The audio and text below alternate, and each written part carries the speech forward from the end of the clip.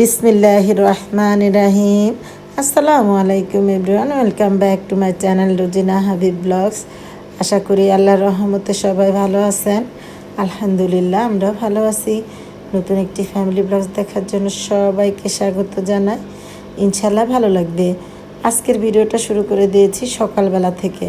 সকালবেলাতে অনেক ব্যস্ততার মাঝে কাজ করে নিচ্ছি, কারণ আমার হাজব্যান্ড এসেছে, আপনাদের সাথে শেয়ার করেছি। ও আবার চলেও যাবে, কারণ অফিস ছিল। তো শুক্রবার এসেছে, শনিবারে চলে যাবে আর কি, না দুপুরের খাবার খেয়ে। তো দ্রুতই এই যে সকালবেলা নাস্তা তৈরি করে নিচ্ছি। তো সকালে ভাজি, চা আর রুটি করে নিব।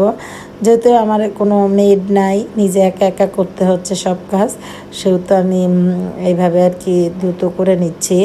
একদিক দিয়ে ভাজি কুটেছি, তারপরে যে বসিয়ে দিচ্ছি, আর তারপরে রুটি বানিয়ে নিচ্ছি, চা।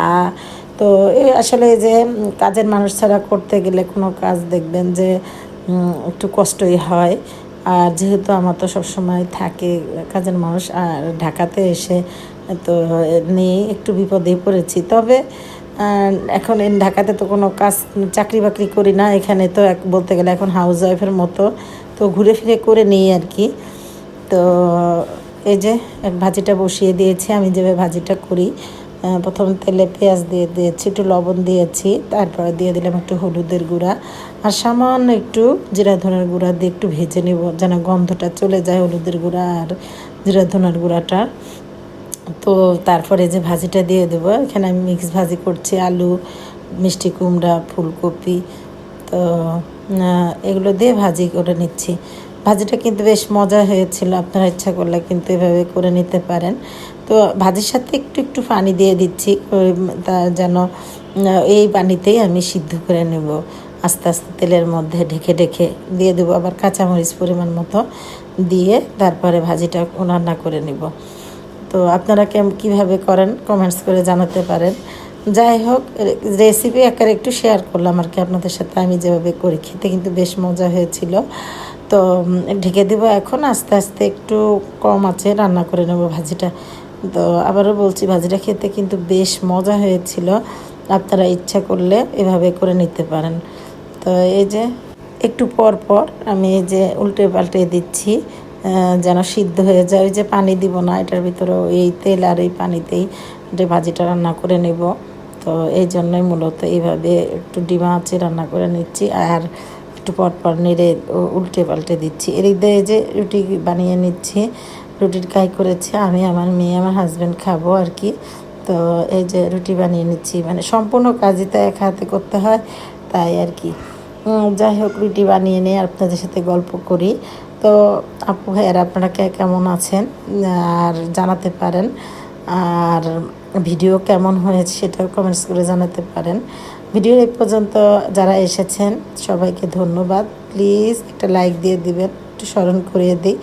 আপনারা যদি লাইক দেন তাহলে আপনাদের কোনো ক্ষতি হবে না, কিন্তু একটা লাইক দিলে আমার একটা অনেক বড় একটা উপকার হবে, কারণ লাইক দিলে একটা শেয়ারের কাজ করে। তো এই যে দেখুন ভাজিটা, দেখুন দেখতে কিন্তু বেশ সুন্দর লাগছে না, আর নিচে থেকে তেল ছেড়ে দিচ্ছে আস্তে আস্তে। খেতে কিন্তু এই জন্য বেশি মজা লাগে, মানে টোটালি তেলের ভিতরে।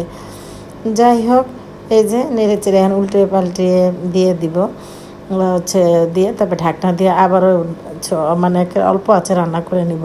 তো যেটা বলছিলাম যে আপনারা একটা লাইক দিয়ে দিবেন, আর একটা ছোট করে কমেন্টস করবেন। কমেন্টস করলে হয় কি, কাজ করার আগ্রহটা বাড়ে আর এগিয়ে যেতে সাহসটা হয় আর কি। আর ভিউজের পরিমাণটা একদমই কম। যাই হোক, কী করবো বলেন, ভাগ্যে যা আছে তাই। তো একটু এই যে তেলটা যে নিচে জমেছে, এটা একটু দেখিয়ে দিলাম আপনাদেরকে। আমার কাছে কিন্তু এভাবে ভাজি করলে খুব ভালো লাগে। নিচে একটু তেল থাকলে, ওই একটু ভাজা ভাজা করলে, নিচে পোড়া পোড়া থাকলে ওই ভাজিটা খেতে আমার কাছে মানে মনে হয় ঘ্রাণ হয় ভালো, আর খেতেও বেশি ভালো লাগে। তো এই যে আলুগুলোকে, ভাজিগুলোকে এখন সুন্দর করে আমি একটু মেলে দেবো, যেহেতু আমার ভাজি করা হয়ে গেছে। তো যেটা বলছিলাম, আমি কিন্তু যার ভিডিও দেখি, একে পুরো ভিডিও আমি একবারে করে দেখি। আমি কখনোই কাটসেট করে ভিডিও দেখি না, সবসময় আমি ফুল ভিডিও দেখি, যত বড় ভিডিও হোক না কেন। আমি তবে সত্যি কথা যে বেশিরভাগ ভিডিও আমি ছেড়ে রেখে দেখি, কারণ আমার পক্ষে ভিডিও দেখে দেখে ভিডিও দেখা সম্ভব না, কারণ আমি একা মানুষ, আমার নিজে হাতে সব কাজ করতে হয়। আর যদি স্কুল থাকে তাহলে স্কুলে যেতে হয়, তো ব্যস্ততার কোনো শেষ নেই, তাই আর কি। তো আপনারা ভাববেন না যে আমি ছোট কমেন্টস করি, আমি হচ্ছে কি যে আপনাদের ভিডিও ওই দেখি না, দেখি কিন্তু ওইভাবে দেখা হয় না, এই জন্য ছোটো কমেন্টস করে দিই, কিন্তু একেবারে ছেড়ে রেখে দিই। তো হাজব্যান্ড উঠে গেছে, এদিক দিয়ে রুটি উল্টাচ্ছি আর ওকে একটু খাবারটা দিচ্ছি তাড়াতাড়ি করে, ডায়াবেটিসের রুগী, একটু তাড়াতাড়ি খাওয়ার অভ্যাস। যাই হোক, এই যে রুটি ভাজি রেডি করে নিলাম হাজব্যান্ডের জন্য। মনটা অনেক খারাপ লাগছিল, কারণ প্রায় 15 দিনের মতো পর এসেছে হাজব্যান্ড, আবার চলেও যাচ্ছে, অল্প সময়ের মেহমান আর কি। তো মনটা অনেক খারাপ লাগছিল, মনে চাচ্ছিল না যেতে দিতে। তো কি করব বলেন, ও তো সরকারি চাকরি করে, তো আসলো 15 দিন পর দেখতে আসলো আমার হাজব্যান্ড আমার মেয়েকে আমাকে, কেননা এতদিন তো আমরা মানে দূরে থাকি না, আমার মেয়েটার জন্য ওর অনেক মায়া লাগে, তো দেখতে আসলো আমাদেরকে। তো এই যে ভাজি আর রুটি ওর জন্য নিয়ে যাচ্ছি। ও অবশ্য মোবাইলে কাজ করছিল, সবসময় কাজে ব্যস্তই থাকে।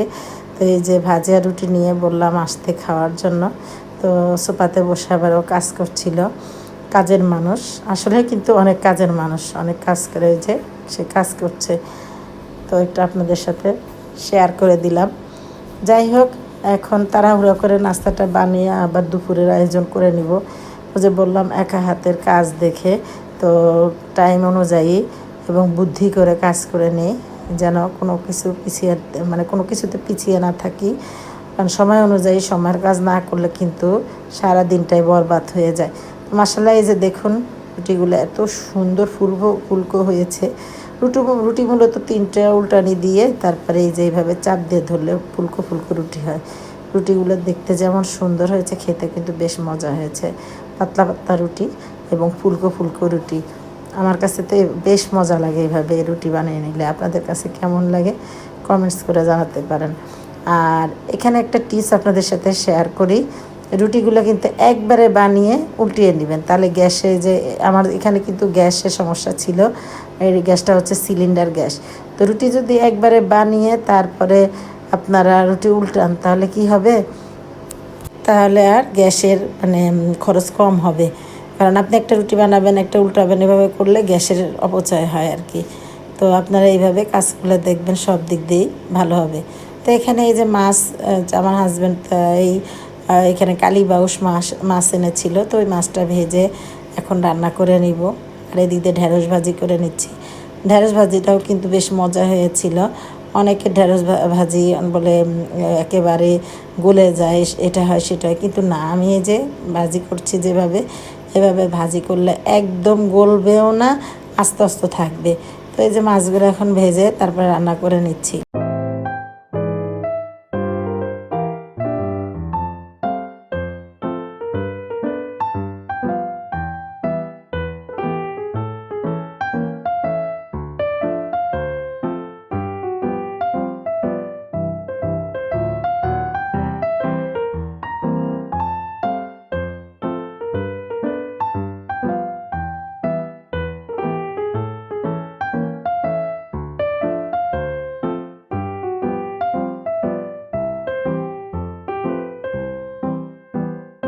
তো মাছ রান্না করা হয়ে গেছে, আমি অফ ক্যামেরাতে রান্না করে নিয়েছি, হাজব্যান্ডকে খেতেও দিয়েছি। আলু আর ঢেঁড়স দিয়ে রান্না করেছিলাম, ডাল রান্না করেছি, আর ভাত রান্না করেছি, আর ঢেঁড়স ভাজি করে নিয়েছি, সাথে সালাদ ছিল।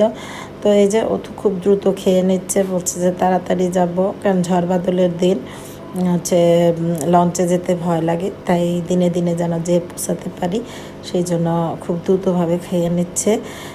তো আমার মনটা এত খারাপ লাগছিল, মানে কি বলবো আপনাদের সাথে। আসলে স্বামী স্ত্রী বন্ধনটাই এমন, ভালোবাসার বন্ধনটা, এই বন্ধনটা একটা অদৃশ্য বন্ধন, কিন্তু এত অটুট বন্ধন। যারা হাজব্যান্ড ওয়াইফ মানে আমরা যারা আছি, তাদের কিন্তু একজন একজনের কথা বুঝতে পারবো। দেখে যে আমার মেয়েটাকে আদর করলো, করে এখন চলে যাবে। তো আমি দাঁড়িয়ে থেকে অনেকক্ষণ মানে ওর দিকে তাকিয়ে রইলাম, একটু ভিডিও করে নিলাম সাথে।